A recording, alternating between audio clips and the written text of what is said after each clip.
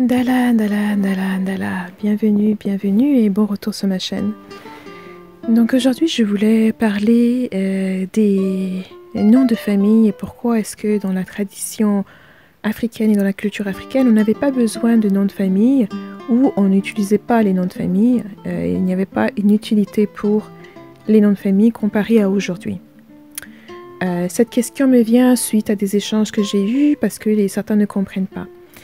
Avant de vous parler, j'aimerais aussi vous inviter aussi à laisser les perspectives européennes de côté lorsque nous allons aborder ce sujet. Les traditions africaines et puis la culture africaine ne s'est pas faite basée sur l'Europe. Malgré la colonisation, nos traditions sont bien présentes. Vous pouvez aller dans plein de pays africains, il y a une culture qui est bien vivante et qui perdure. Il y a une tradition africaine, il y a une tradition spirituelle qui demeure.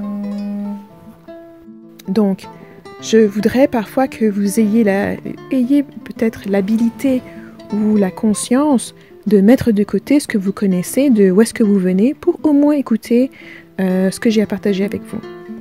Et ce que je vous dis, ce n'est pas des choses qui viennent de moi, de mon avis personnel. J'ai vraiment pas d'intérêt personnel à avancer telle ou telle chose. Ce que j'essaie de partager avec vous, c'est la part de tradition que moi je connais, que moi j'applique dans ma perspective, dans mon expérience. Vous n'avez pas besoin d'être d'accord avec ça, mais j'aimerais que lorsque vous parlez de la tradition africaine ou discutez de la culture africaine, que vous ne le faisiez pas en la regardant du prisme européen ou du prisme occidental. Donc, je vais devoir vous parler du contexte africain. Le contexte africain, c'est que les gens, à la base, habitaient dans des villages. Ce n'étaient pas des mégalopolis avec des millions de personnes dans le même endroit. Et puis, même lorsque les villages étaient très grands ou les personnes étaient très nombreuses, on n'avait pas besoin de nom de famille parce que chaque individu avait son propre nom. Et la façon dont on savait, justement, faisait référence, c'est en sachant, justement, qui sont les parents de qui et combien d'enfants étaient nés, etc. Et il s'agissait aussi parce que, généralement, la majorité des gens à cette époque-là, naissaient dans un village, y vivaient, se mariaient, avaient leurs enfants et mouraient dans le même village. Donc, on avait bien sûr les marchands qui allaient faire du troc et voyageaient, partaient pour 6 mois, une année ou autre, et revenaient. C'est une minorité de la population. Et puis, on avait aussi les personnes qui quittaient le village pour aller commencer leur propre village.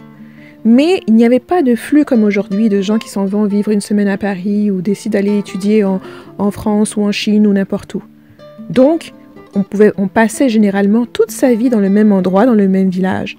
Donc c'était facile au bout d'un moment de savoir qui est qui, papa John qui est à quel endroit, et puis et qui sont les enfants de qui. On voyait un enfant et on savait qui étaient ses parents. Et quand on le réprimait, on disait « Oh, attends, on va parler à ton père ». L'enfant savait aussi qu'on savait qui il était et qu'il devait dépêcher de rentrer à la maison avant de se faire gronder. Donc il y avait aussi un sens de communauté qui faisait que un seul nom était suffisant pour faire un repérage, suffisant pour reconnaître une lignée, de savoir même de quel côté du village est-ce qu'il venait. Il y avait aussi des rites traditionnels comme le mariage, comme les funérailles, qui tenaient la population, la communauté au courant. C'est pour ça que le mariage est un événement qui est public. On ne va pas se marier en cachette derrière un arbre ou quelque chose. Généralement, quand il y a un mariage qui se produit, tout le village est invité, toute la communauté est invitée à célébrer, à manger, à danser, etc. Et on sait qui est en train d'épouser qui. Donc c'est un fait public, les gens peuvent voir qui est la mariée et savoir maintenant, oh celle-là elle est mariée, celle-là voici ses enfants, etc. Chacun avait sa place dans le village et chacun connaissait le rôle de chacun. On sait qui est le grand-père d'un tel et en même temps on respecte les aînés parce que le grand-père de celui-là est comme mon grand-père à moi. Donc il y a une sorte d'unité et de solidarité autour de ça. Et puis, une fois que vous venez, vous dites votre nom, on te regarde, on te demande qui est ton père et on sait directement d'où tu viens, qu'est-ce que tu as fait, même parfois qui était ton grand-père, qui étaient tes grands-parents, etc. ou ta grand-mère. Et donc, il n'y avait même pas besoin d'avoir des prénoms ou d'autres choses. Un mot suffisait pour pouvoir savoir qui tu es. En plus de ça, dans notre tradition, ton nom, que je vais aussi nommer ton nom du village pour distinguer de tout autre nom. Le nom du village, c'est le nom traditionnel et c'est celui qui importe dans la tradition africaine. Quand tu arrives, tu as ton nom. Ce n'est pas celui de ton père, ce n'est pas celui de ta mère ou de ta sœur ou de quiconque d'autre. C'est le nom qui t'est propre à toi parce qu'il a une signification qui t'est propre à toi. Le nom que tu hérites, le nom avec lequel tu viens, est un nom qui a une signification qui est attachée avec ta mission, avec ce que tu viens faire sur cette terre. Et c'est pour ça que les noms n'étaient pas, les gens ne choisissaient pas les noms en fonction de ce qui leur plaisait le mieux, de ce qu'ils avaient lu sur Internet, de qui ils avaient rencontré, etc., etc. Ils choisissaient le nom ou ils offraient ce nom à cet enfant-là en fonction de ce que l'enfant lui-même avait déjà annoncé. Les enfants, traditionnellement, s'annonçaient. Ils disaient quel était leur nom et ce qu'ils venaient faire. Et parfois, lorsqu'ils ne le disaient pas directement à la mère ou au père, il se pouvait qu'ils le disaient en songe à un autre membre de la famille, à la grand-mère, à la cousine, etc. Et en plus de ça, parfois les voyants, les oracles, les prophètes pouvaient aussi annoncer la venue d'un enfant qui était venu leur parler, ou lorsque la mère enceinte venait demander conseil, ou venait demander qu'on regarde, ou qu'on reçoive les messages de son enfant pour elle, lorsqu'elle n'arrivait pas à les recevoir. Donc c'est un contexte qui est complètement différent et qui est complètement éloigné de ce que vous connaissez si vous vivez dans la diaspora ou si vous vivez en ville. Parce que même en Afrique, il y a beaucoup de personnes qui vivent en ville et c'est plus comme ça qu'on fait. Mais encore au village, vous pouvez aller dans certains villages maintenant, encore aujourd'hui, et les gens vont vous appeler par votre nom du village. Ils n'auront rien à faire du prénom européen ou de votre prénom ou des 4, 5, 6 prénoms que vous avez. D'ailleurs, ils n'auront même pas le temps de le retenir. Et moi, je parle bien des générations qui pratiquent et qui suivent la tradition. Parce qu'il y a de nombreux aînés maintenant qui ne le font plus. Et ça, il faut le reconnaître. Et moi, je vais dire un exemple. Si moi, quand moi, je m'en vais au village, les gens ne connaissent que mon nom du village. Et c'est comme ça qu'on m'appelle. Et même quand je me marierai, je irai au village, on continuera à m'appeler avec ce nom-là. Il ne s'efface pas, il ne disparaît pas. Et il reflète aussi mon but dans l'existence, le pourquoi et de ce que je suis venue faire ici. Donc il a une signification qui est importante et c'est pour ça que je le porte avec non seulement fierté mais honneur. Et que je comprends l'importance de ce nom-là et le respect que je dois avoir avec ce nom-là. Maintenant, lorsqu'on demande, mais pourquoi est-ce qu'aujourd'hui les Africains ont des noms de famille? Pourquoi est-ce que moi, aujourd'hui, je porte aussi le nom de famille de mon père, par exemple? Et ça, beaucoup diront tout simplement, oh, à cause de la colonisation, on nous a imposé ça, bla bla bla bla. Et comme je vous l'ai dit, arrêtez de regarder les traditions, la culture africaine comme quelque chose qui a tout simplement toujours été bafoué, comme si les Africains eux-mêmes étaient bêtes et ne savaient pas ce qu'ils faisaient. C'est vraiment condescendant de toujours entendre ces espèces de discours vraiment faits en surface, en prenant les gens pour des imbéciles, comme si on ne pouvait pas décider par soi-même lorsqu'on voit quelque chose d'utile. Le marteau n'a pas été inventé chez nous, mais si on trouve une utilité au marteau, on va pouvoir l'utiliser. Et on n'a pas besoin de l'avoir créé nous-mêmes pour voir son utilité. D'accord? Donc, l'utilisation des noms de famille était perçue comme pertinente et comme utile à partir du moment où les gens ont commencé à voyager n'importe comment. Donc, quelqu'un quitte le village, ne veut pas revenir, arrive en ville. Tu arrives en ville dans un environnement où il y a plein de personnes qui sont étrangères à cet endroit-là, qui sont des étrangers à cet endroit-là. Donc, on est entouré de personnes qui ne sont pas de ton groupe ethnique, qui ne viennent pas de ta région, de la région de là où tu viens, que tu ne connais pas, que tu ne sais rien de ces personnes-là, et tu dois comme prendre à leur parole ce qu'ils te disent. S'ils te disent qu'ils ont fait ci et ça de là où tu viens, tu n'y es jamais été, tu ne sais pas, tu ne peux pas vérifier. Tu n'as aucun repère par rapport à ces personnes-là. Maintenant, ce qu'il se faisait avant, c'était que lorsque tu venais, tu rencontrais quelqu'un, à la base de son nom, ça te donnait une référence par rapport à quelle ethnie c'est, et puis l'ethnie elle-même, elle vient d'une région prédominante précise. Donc tu avais un semblant de repère pour te dire, ok, cette personne-là vient peut-être des Grassfields, de l'ouest, cette personne-là vient peut-être un peu plus de nord, cette personne-là est probablement nomade, ça te donnait, le nom te donnait un repère. Mais quand tu arrives en ville, cette personne-là ne vient pas de là-bas maintenant. Elle a grandi ici, elle est peut-être née ici maintenant, et elle n'a pas ces repères-là. Elle ne connaît pas même parfois là où est-ce que ses grands-parents ont vécu. Parce qu'elle a grandi dans cet environnement ici, elle n'est jamais retournée au village, par exemple. Et donc là, il faut un moyen de pouvoir donner un autre repère à que les gens vont remarquer. Non seulement ça aussi, lorsque vous avez des enfants et que ces enfants-là, vous leur donnez des noms qui sont différents et que vous essayez de voyager pour arriver dans un autre village, tout le monde vous voit arriver avec tous ces enfants-là, mais même pas un autre village, mais un autre pays. Parce qu'à la rigueur, entre pays africains ou entre groupes ethniques, avec la culture africaine, on peut comprendre pourquoi il y aurait des noms différents et puis à essayer d'évaluer si les enfants vous connaissent ou pas. Quand vous allez dans un autre pays avec plein d'enfants qui n'ont pas le même nom de famille que vous, ou il y a d'autres traditions qui sont utilisées là-bas, ben, eux, ils vont commencer à se poser des questions, et même si vous vous asseyez pour leur expliquer, etc., peut-être qu'ils ne vont même pas comprendre, ou tout simplement qu'ils ne vont pas vous croire. Ça pourrait être des enfants que vous avez ramassés, que vous avez kidnappés, que vous avez forcé à dire là, forcé à mentir, etc. Donc vous voyez qu'il y a un nouveau défi avec le fait que les gens commencent à voyager. Et bien sûr, on peut être de bonne foi et se dire que bon, les gens voyagent en famille, c'est tranquille. Mais on sait aussi qu'il y a des menteurs, il y a des voleurs, et puis que le kidnapping, c'est pas quelque chose qui vient juste d'être inventé. Donc on voit qu'il y a certains éléments qui pourraient être utiles pour contrecarrer ces effets néfastes-là, ou au moins pour les diminuer. Prendre quelques précautions. Donc vous sortez de votre pays, vous sortez de votre continent, vous allez ailleurs, on s'attend à ce que vos enfants aient le même nom de famille que vous. Ou alors vous allez devoir donner des explications, et puis on va peut-être vous passer au peigne fin pour s'assurer que ces enfants-là n'ont pas été volés, kidnappés et quoi d'autre. Et même parfois, lorsque vous avez les mêmes noms, il y a quand même ce reflet pour savoir s'il n'a pas été kidnappé. Donc vous voyez que le nom de famille maintenant devient un outil assez judicieux, assez pertinent à utiliser. Et on sait aussi, parce que beaucoup de personnes vont dire oui, mais pourquoi le nom du père? Parce que très souvent c'est le nom du père. Et je ne veux pas entrer dans un débat avec les personnes qui sont amoureuses du matriarcat et puis qui le voient partout et d'une manière presque religieuse et qui ne comprennent pas qu'une matriarche, c'est tout simplement la femme la plus âgée de la communauté. Et très souvent, c'était des femmes qui étaient plus âgées parce que les femmes ont très généralement, dans toutes les sociétés, vécu plus longtemps que les hommes. Parce qu'elles ont des activités qui sont aussi moins dangereuses. Donc ça ne veut pas dire que c'est une femme qui s'occupe de tout et qui a le pouvoir et qui rabaisse les hommes. Ça n'a rien à voir. Et dans certains endroits, ce sont des patriarches parce que c'est un homme qui est le plus âgé ou la personne qui a le plus d'expérience dans certains domaines. Et on se réfère à eux pour leur sagesse, pas pour qu'ils dominent et oppressent et oppriment les autres ou agissent de façon inopinée.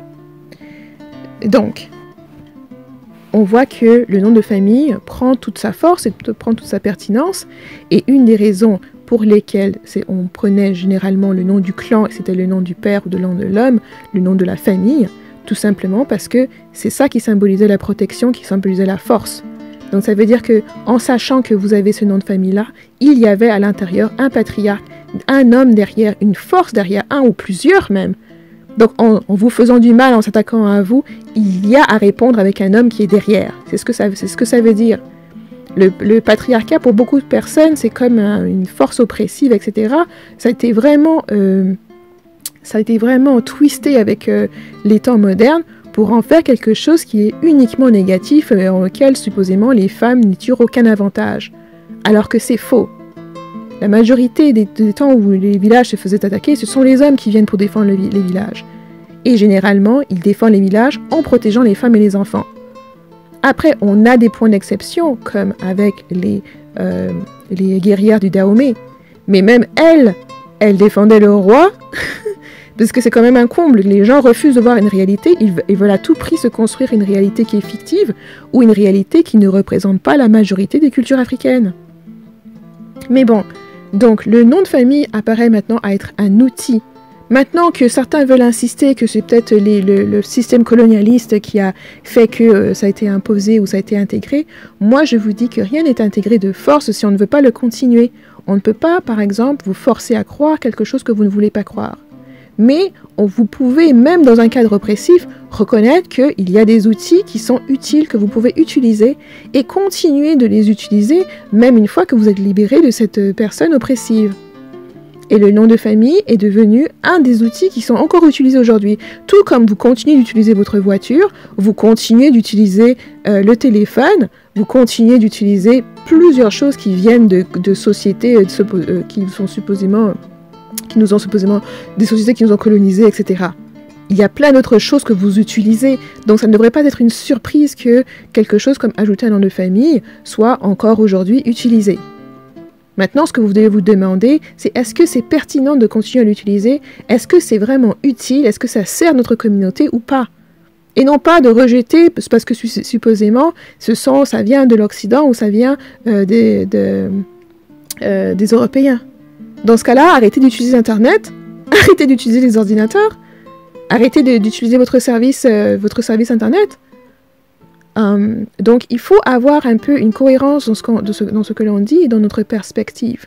Les noms de famille ont leur rôle à jouer lorsque vous commencez à voyager à l'étranger, notamment lorsque vous allez dans ces pays-là.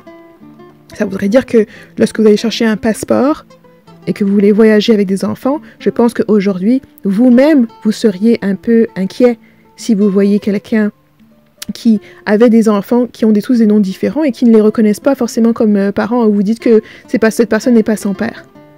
Ça soulèverait plein de questionnements. Mais en fait, il suffit de comprendre que lorsqu'un outil est utile et pertinent, il va être utilisé et peu importe la couleur de peau de la personne ou la tradition ou la culture. C'est bien pour ça qu'on adopte certaines choses.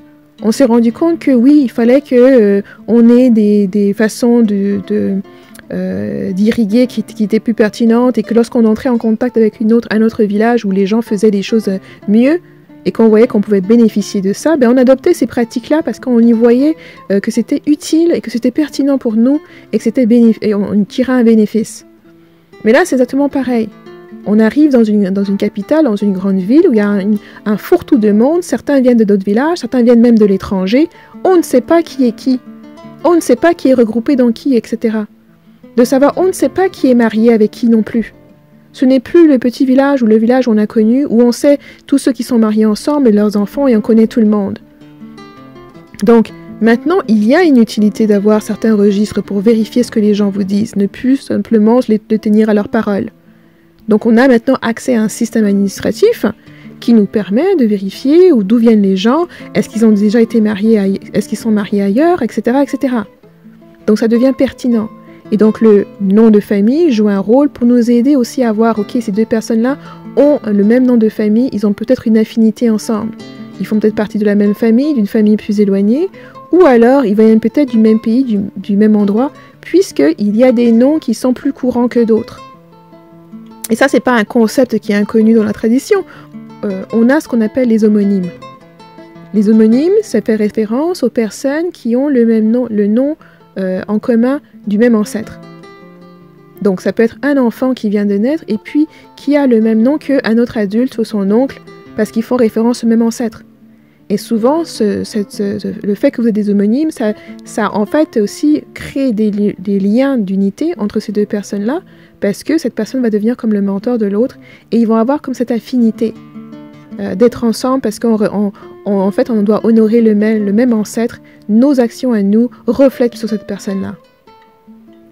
Et ça va être souvent comme ça que, par exemple, ce sera cet oncle-là qui va payer pour la scolarité de cet enfant ou lui donner des cadeaux supplémentaires lorsqu'il vient le voir, à cause de cette affinité à travers le nom. Donc, on a des noms qui peuvent se répéter plus, surtout lorsque cet ancêtre-là, il a une grande descendance. Donc, c'est important de prendre tout ça en considération. Moi, je vous invite toujours à laisser le prisme de ce que c'est pas parce que les gens répètent des choses plusieurs fois, que c'est la vérité. Il vous faut toujours, comme je l'ai dit, utiliser votre discernement. Et même lorsque c'est quelque chose qui découle de la colonisation, il vous faut toujours vous demander, est-ce que c'est utile? Est-ce que c'est pertinent?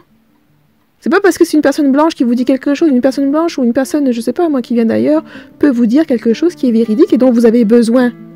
Est-ce que, si on vous dit, ne va pas là-bas, il y a un lion qui est en train d'attaquer les gens, vous allez ignorer cette information-là parce que c'est une personne blanche qui vous le dit? Ce serait à vos propres risques et périls. Donc, il faut aussi que vous-même, vous ayez un jugement de continuer à réfléchir. C'est pas parce que les gens vous dites certaines choses qu'il faut arrêter de réfléchir et prendre ça pour acquis. Faites vos propres recherches et, même au-delà de la recherche, évaluez. Même si finalement ça venait d'Inde ou ça venait je ne sais où, de Chine, etc. Est-ce que c'est utile? Est-ce que ça vous apporte un bénéfice? Est-ce que ça vous permet d'avancer? Ou est-ce que c'est quelque chose qui est en train de vous faire du mal? Il faut vous poser ces questions-là. Et comme je le disais pour les noms de famille, ce n'est pas parce que certaines traditions ont commencé à rajouter des noms de famille que... Non, ce n'est pas parce que certaines personnes dans la tradition utilisent des noms de famille que nous sommes en train de changer la tradition. Et ça, c'est très important pour vous de comprendre et de distinguer.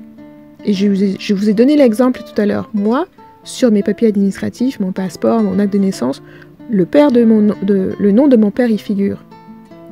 Cependant, il y figure pour des fins administratives, pour des fins de voyage, lorsque je vais là où quelqu'un ne me connaît pas. Il peut savoir que voici le nom, voici qui était mon père. Mais, lorsque moi je m'en vais dans mon village, c'est où ma tradition est applicable, où les personnes qui font partie de ma tradition, on m'appelle par mon nom du village. On ne m'appelle pas par ces termes administratifs. Est-ce que vous saisissez la nuance? Les personnes traditionnelles sont capables de faire la distinction entre les outils administratifs et notre propre tradition. Et certains d'entre vous ne semblent pas pouvoir être capables de faire cette nuance-là, et c'est pour ça que certains d'entre vous ne comprennent pas ou ne comprennent rien. Ce n'est pas parce que vous avez des noms de famille qu'on est devenu européanisé, etc. On peut reconnaître qu'on utilise un passeport pour pouvoir voyager, on monte dans un avion pour pouvoir voyager. Ça ne veut pas dire que c'est parce que l'avion est européen que nous, on ne peut pas l'utiliser, qu'on ne voit pas l'utilité de l'utiliser pour aller ailleurs. C'est ce que vous faites d'ailleurs. Et donc, les peuples africains, les membres de la culture africaine, on a cette capacité de voir qu'est-ce qui nous est utile, qu'est-ce qu'on peut prendre pour des fins administratives qui vont nous permettre d'avoir un certain ordre, et puis de détacher ça de nos traditions. Donc moi, mon enfant, il a son nom à lui, okay? Et puis il a le nom de famille qui nous permet qu'il y ait des fins administratives. Donc les deux ne sont pas mutuellement exclusifs, c'est à vous de faire la part des choses, et c'est à vous de comprendre pourquoi est-ce que vous faites certaines choses en fait. En fait, c'est vrai que si vous ne comprenez pas pourquoi vous faites quelque chose, vous allez être confus, ça va être mélangé dans votre tête. Si vous ne comprenez pas pourquoi est-ce qu'il y a certains comportements, certaines attitudes qui sont adoptées, et si vous ne savez pas comment est la tradition et ce que veut dire la tradition et comment c'est dans la tradition, vous allez être confus. Vous allez commencer à tout mélanger. C'est pas parce qu'on rajoute votre nom de famille qu'on essaie de vous rendre européen. Ce n'est pas parce qu'on rajoute votre nom de famille que votre grand-père est en train d'abandonner la tradition. Là où vous pouvez voir ça, c'est lorsque maintenant on ne vous donne pas votre propre nom à vous et qu'on vous laisse seulement le nom de votre père. Là maintenant on peut dire que les gens sont en train d'effacer la tradition. Mais ça, il s'agit de regarder au niveau de votre famille. Si c'est ce que votre famille a décidé de faire, ne vous en prenez pas à toute la tradition et ne venez pas dire que la tradition est en train de se perdre. Elle est en train de se perdre dans votre famille. Maintenant, c'est à vous de regarder ça et de restaurer ce qui est en train d'être perdu. Parce que ça se passe dans votre famille. Et n'assumez pas que parce que ça se passe comme ça dans votre famille, que ça se passe comme ça partout. Moi, j'ai donné l'exemple pour moi-même. J'ai le nom de mon père, mais j'ai aussi mon propre nom du village, et mon fils a son propre nom du village.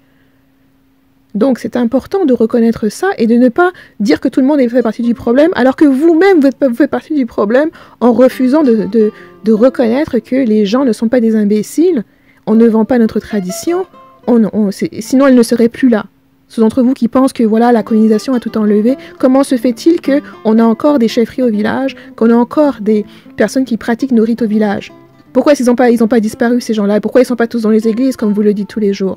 Et comment ça se fait que certains d'entre nous sont encore capables de vivre nos traditions et puis de les vivre pleinement? Donc, il faut que vous ayez un esprit critique, mais en même temps, il faut aussi que vous ayez une ouverture d'esprit pour un peu oublier la façon dont on vous fait apprendre les choses, qui est, au lieu d'aller à la source et de demander aux gens, vous vous faites toutes sortes d'idées, puis vous écoutez d'autres personnes qui ne sont même pas en Afrique ou n'y ont pas grandi dans la tradition ou dans la culture africaine, et puis qui sont en train de eux-mêmes aussi se monter une imagée qui n'est pas véridique, qui n'est pas vraie. On ne met pas des noms de famille parce qu'on est en train de laisser notre tradition, c'est pas vrai. Il y a certaines personnes qui le font, et ces personnes-là ne sont pas des gardiens de la tradition, ils ne vivent pas dans la tradition, et ça, il faut vous le dire, il faut l'accepter. Si vos parents commencent maintenant à vous donner des noms ou d'autres noms, et puis vous n'avez pas un nom africain propre à vous-même selon votre tradition, c'est que vos parents ne vivent pas dans la tradition eux-mêmes. Et ça, vous devez y faire face. Si vos parents ne vivent pas dans la tradition, alors là, tournez-vous vers des gens qui y vivent ou qui la respectent. Et apprenez comment ça se faisait dans votre pays. Ou alors, passez vos parents, demandez à vos grands-parents, s'ils sont encore en vie, à vos grands-oncles, d'autres personnes dans votre famille qui suivent peut-être plus la tradition. Ou alors retournez dans votre pays et retournez dans votre village pour savoir comment c'est fait. Mais ne pensez pas que les livres vont vous donner ces réponses-là, parce que ce qu'on vous dit dans les livres, si ce n'est pas appliqué dans votre famille, vous n'aurez pas le nom que vous recherchez, vous ne comprendrez pas pourquoi. Le livre ne vous le dira pas. Il y a des informations qu'il faut être avec les gens qui pratiquent, être avec les gens qui suivent une tradition pour pouvoir l'apprendre. La tradition africaine, je ne cesse de le redire, ne se vit pas dans des livres, elle se vit dans votre propre expérience. Et trop souvent, on veut lire des livres pour se donner des semblants de connaître. Or, la tradition africaine, la connaissance ne vient qu'avec l'expérience. C'est pour ça qu'on a aussi de l'estime pour les sages. Les sages, non pas juste à cause de leur âge, mais de l'expérience et de la sagesse qu'ils détiennent. Donc c'est pas parce que quelqu'un est vieux et âgé que c'est quelqu'un qui est sage. Faut faire attention. C'est aussi en fonction de l'expérience, de la moralité de cette personne-là, de son caractère, de sa force de caractère, que l'on peut se tourner. C'est pas parce qu'il y a quelqu'un qui est vieux et qui est assis là que cette personne va pouvoir vous guider. C'est pour ça que je vous dis toujours, il faut utiliser votre discernement. C'est très important, il ne faut pas cesser de réfléchir et de voir ce qui a du sens et de vous demander si les Africains font ça aujourd'hui, pourquoi est-ce qu'ils le font? Et la clé n'est pas de regarder toujours l'Europe. La clé est de demander pourquoi est-ce que vous le faites. Et c'est pour ça que dans cette vidéo, je suis en train de vous le répondre. Si moi j'ai le nom de famille de mon père, si j'ai un nom de famille aujourd'hui, c'est pour de simples fins administratives. Rien à voir avec ma tradition, rien à voir avec ma culture. Le passeport est un outil administratif et rien d'autre. Il ne reflète pas mon allégeance à quoi que ce soit ou à qui que ce soit. C'est un outil pour voyager. Donc une fois que vous commencez à comprendre ça, et puis en surplus, moi quand je vous dis que je vis de la tradition, ce n'est pas des mots en l'air, c'est que le nom que je chéris le plus n'est pas celui de mon père, c'est mon propre nom à moi. Celui qui me rappelle c'est quoi ma mission de vie ici, qui a la signification de ma mission de vie, et que si vous compreniez, il reflète exactement le travail que je fais sur cette chaîne, et le travail et la conscience, le niveau de moralité que je dois avoir dans ma propre expérience pour moi, pour pouvoir m'épanouir. Et donc, si beaucoup d'entre vous commencez à comprendre, en fait, c'est quoi votre nom de famille, c'est quoi votre nom du village, votre nom traditionnel, et qu'est-ce qu'il veut dire, ça pourrait aussi vous éclairer sur ce cheminement-là, pour que vous ayez une prise de conscience sur ce que vous êtes en train de faire et comment vous êtes en train d'agir. Bon, là, je vais m'arrêter ici. J'espère que ça a été utile pour vous donner plus de précision et pour vous peut-être éveiller aussi un peu plus de curiosité en vous, pour que vous alliez au-delà de ce que vous entendez. Que vous ayez vraiment cette soif, non pas de juste savoir, mais de vouloir comprendre. De vouloir comprendre de la perspective des gens qui font partie de cette tradition, qui font partie de cette culture-là. Et arrêtez de vous mettre des idées dans la tête, arrêtez même de parler aux gens qui font partie d'un groupe ethnique, mais qui ne vivent pas la tradition. Ils ne seront pas en mesure de vous raconter, ils vont inventer n'importe quoi, ou ils vont essayer de mettre ensemble les choses qu'ils ont entendues ici et là. Il y a plein de personnes qui ont des noms africains, leur propre nom africain, qui ne savent même pas ce que ça veut dire. Donc c'est pas eux qui vont venir vous éclairer quand ils ne savent même pas c'est quoi que leur nom veut dire. Donc il faut vraiment utiliser votre discernement lorsque vous regardez les personnes à qui vous voulez vous tourner pour avoir des informations, etc. Donc j'espère que ça a été utile. Bien sûr, n'hésitez pas à regarder mes autres vidéos sur les noms. Je le dis toujours, avant de changer votre nom parce que vous ne l'aimez pas, ou etc., comprenez ce qu'il veut dire, car c'est avec cette énergie-là que vous êtes venu. Je mettrai dans la boîte de description des liens aux autres vidéos que j'ai fait sur les noms, que vous pourrez retrouver et visionner. Et puis, je essaierai aussi de les relier quelque part dans cette vidéo. J'espère que ça a été vraiment utile, et puis que si vous avez d'autres questions, vous les laisserez dans les commentaires. Merci encore pour tous ceux qui soutiennent la chaîne, et puis je vous parlerai dans la prochaine vidéo. Bye!